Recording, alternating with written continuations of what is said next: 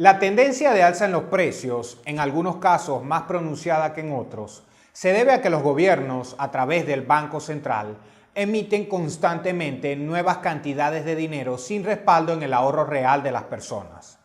Estas nuevas cantidades de dinero fluyen en la economía a través del otorgamiento de préstamos de la banca pública y privada, en lo que conocemos como la expansión crediticia. ¿Cuál es la relación de la cantidad de dinero con el sistema de precios? Imaginemos que en la economía venezolana existen 5 manzanas y 5 peras. Para el ejemplo, estas frutas representarán el total de bienes que existen en nuestra sociedad, como fábricas, edificios, vehículos, etc.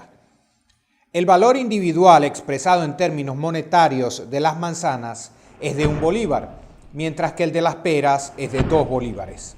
Así, la suma de los totales de manzanas y peras serían 5 y 10 bolívares respectivamente, lo que debería tener como contrapartida 15 bolívares en billetes y monedas. Ahora supongamos que el gobierno quiere ofrecer 5 frutas a un sector de la población y decide imprimir nuevas cantidades de dinero, en este caso 10 unidades más. Ahora no habrá 15 bolívares en la economía, sino 25. ¿Qué efecto tiene esto? Dado que no ha habido un aumento en la producción de manzanas o peras, el nuevo dinero incrementa la demanda de estos frutos. Ahora las manzanas no costarán 1 bolívar cada una, sino muy probablemente 2, y las peras pasarán a 3. Las peras entonces sufren un incremento de 50% y las manzanas de 100% en el precio para equilibrar de nuevo la cantidad de bienes con la cantidad de dinero. Como vemos, estamos ante una decisión que provocó una subida de precios, la cual no habría ocurrido sin la intervención gubernamental. Cabe preguntarnos por qué las personas no son capaces de ver la nocividad de esta práctica hasta que llegamos a un grado avanzado de deterioro del poder de compra del dinero. Se debe a lo que el economista austríaco Ludwig von Mises llamó confusión semántica. Por lo general, cuando las personas escuchan la palabra inflación, creen que es el aumento en el nivel general de los precios de una economía. Aquí hemos caído en el error de confundir la causa con la consecuencia, porque la inflación no es el aumento de precios, sino el aumento en la cantidad de dinero que circula en la economía y del que las personas no se dan cuenta. Esto es importante porque les permite comprender que la causa del aumento de precios responde a un aumento previo en la cantidad de dinero por parte de los bancos privados en común acuerdo con los bancos centrales. Esta acción la ejecutan los gobernantes para financiar sus proyectos de infraestructura o las llamadas obras sociales, y se hace impunemente frente a nuestros ojos, a lo que grandes sectores de la población responden con aplausos al pensar, engañados, que el gobierno hizo algo de la nada o dio cosas gratis.